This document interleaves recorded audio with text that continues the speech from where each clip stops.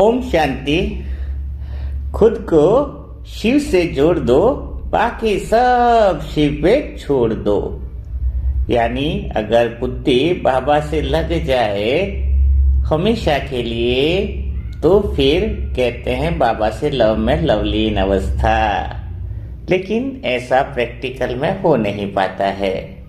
आज इसी विषय पे अपन चर्चा करेंगे और न केवल चर्चा करेंगे बल्कि बाबा ने जो अव्यक्त वाणियों से सिखाया है उस अनुभव के द्वारा प्रैक्टिकल में समाधान करेंगे कि 8 घंटा योग आसानी से अपन लगा सके, बैठ सके उस बाबा की याद में और लव में लवलीन हो सके। लेकिन ध्यान रखना होगा, पूरी विधि की पालना तो करनी होगी। विधि इतनी बड़ी नहीं है, बिल्कुल छोटी छोटी विधियां हैं जिसके द्वारा 21 दिन तक भी अगर अपन उन विधियों पर चलेंगे, अभ्यास करेंगे तो यह गारंटी है कि 8 घंटा नहीं तो 5 घंटा तो आप आसानी से योग में बैठ सकते हैं। क्योंकि यह मेरा व्यक्तिगत अनुभव है। बाबा तो गरीबपुर से चल रहा है, यानी अपने को गरीबपुर की गाड़ी में बैठे हैं और भगवान का वायदा है कि मैं अमीरपुर तुम्हें पहुंचा दूंगा। यह ट्रेन गरीबपुर से अमीरपुर तो पहुंचा रही है, लेकिन बीच में 2-3 स्टेशन आते हैं। होशियारपुर अगर अपनी होशियारी लगाई तो 8 घंटे की जो विधि है 21 दिन तक करने से हो जाएगी, फिर हो नहीं पाएगी। या फिर आलसीपुर स्टेशन बीच में आता है, अगर आलसीपन भी लगाया, आलस्य भी लगाया तो भी सफलता नहीं मिल सकती है। तो चलो शुरुआत करते हैं उन विधि की।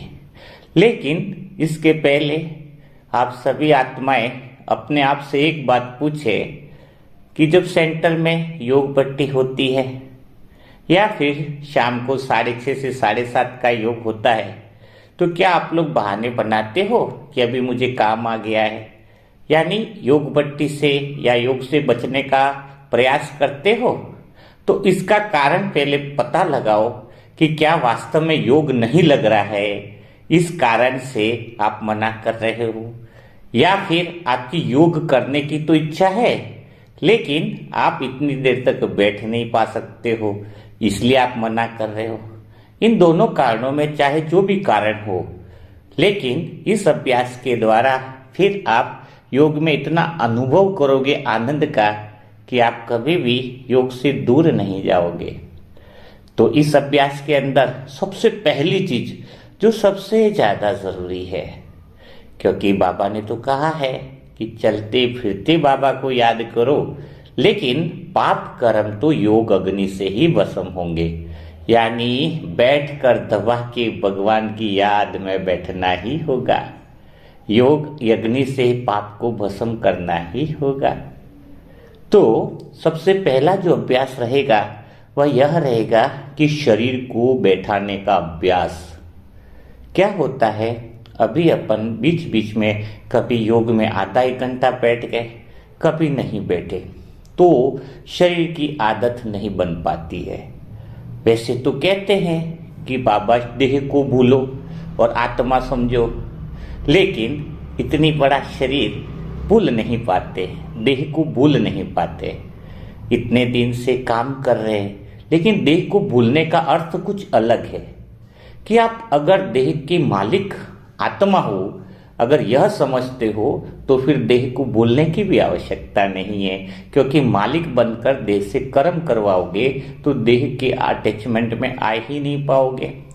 तो सबसे पहला जो अभ्यास करना है वो यह है कि चाहे फर्स्ट टाइम में आप देखो कि 10 मिनट बैठ सकते हो या 20 मिनट बैठ सकते हो, जो भी बैठ सको, लेकिन योग की अवस्था में बैठना है। पाव, दोनों पाव की जो अवस्था है वो बिल्कुल योग की अवस्था लगनी चाहिए, जैसे ब्रह्मा बाबा बैठते थे।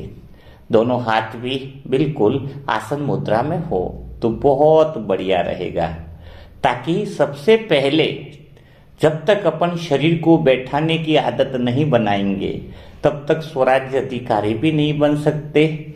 योग लगना तो बहुत दूर की बात है।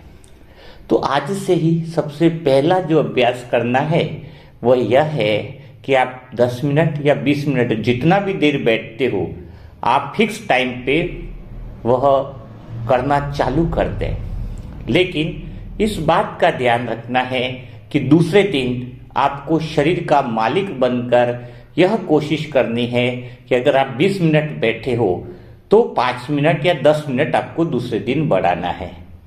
उस समय आपके पाँव में दर्द होना चालू होगा, हल्का बहुत तकलीफ भी होगी, लेकिन वो 2 या 3 मिनट होगी। उसको अगर आप सहन कर लोगे तो उसके बाद आपका शरीर नॉर्मल होने लगेगा कि आप शरीर की बातों में नहीं आ रहे हो, आप आत्मा बनकर शरीर को चला रहे हो।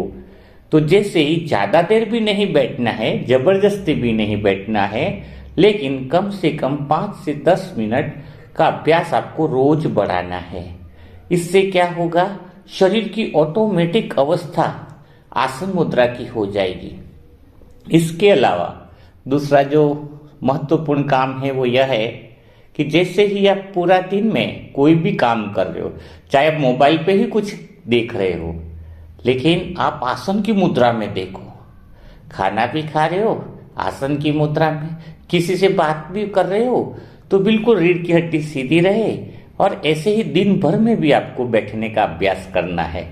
आप बैठे बैठे किसी से घंटों बातचीत भी कर सकते हो। ऐसा करने से आपको 1 घंटा, 2 घंटा, 3 घंटा बैठने में बिल्कुल आसानी लगेगी। और जब शरीर एक साथ एक आसन मुद्रा में बैठ जाता है तो फिर योग लगाना तो बहुत आसान हो जाता है। मन और बुद्धि तो परमात्मा में वैसे ही लग जाती है। अच्छा, इसके अलावा ये तो हो गई शरीर की बात कि आपको यह अभ्यास करना है, लेकिन दूसरा मन के लिए भी अभ्यास चालू रखना है, क्योंकि आप लोग योग में तो बैठोगे ना। तो दूसरा जो अभ्यास करना है वो मन का, वह यह चिंतन करना है कि आत्मा में शांति है, आत्मा में आनंद है, आत्मा ऑलरेडी प्रेम स्वरूप है। लेकिन अपना मन कहाँ जा रहा है, बाहर जा रहा है। तो मन को क्या दिलाना है, शांति। मन को क्या दिलाना है, आनंद। अब जैसे कि किसी व्यक्ति के पास 20 लाख रुपया पड़ा हुआ है और उसका बच्चा बाहर घूम रहा है कि उसको 20 लाख की जरूरत है या 1 लाख की जरूरत है। वो बाहर सब जगह घूम रहा है, परेशान हो रहा है, उसको पैसा नहीं मिल पा रहा है। अब पैसा वास्तव में कहाँ पे है, घर पर है, पापा के पास ही है। वैसे ही शांति किस में है, आत्मा के पास है। आनंद किसके पास है, आत्मा के पास है। तो मन को मैं दूसरी जगह क्यों लेके जाऊं, मुझे मन को कहाँ ले जाना पड़ेगा। मन बाहर इतने समय से घुमा लिया, लेकिन क्या मन को शांति मिली। मन बाहर रिश्तेदारों में चला गया, क्या मुझे प्रेम मिला, नहीं मिला। तो अब मेरा लक्ष्य रहे कि जब मैं योग में बैठूं और तो मन को यह समझाऊं कि शांति मेरे पास है, आनंद मेरे पास है, ताकि मन को भागना की जो आदत है, मन जहां दूर दूर तक जा रहा है वो कहीं भी नहीं जाए और स्वयं के पास आने लग जाए। स्वयं से बातें करने लग जाओगे और धीरे धीरे आप उस परम आनंद की अनुभूति में खोने लगोगे। तो चलो आज इतना ही बताऊंगा, अगर ज्यादा बताऊंगा तो फिर लोड ज्यादा बन जाएगा।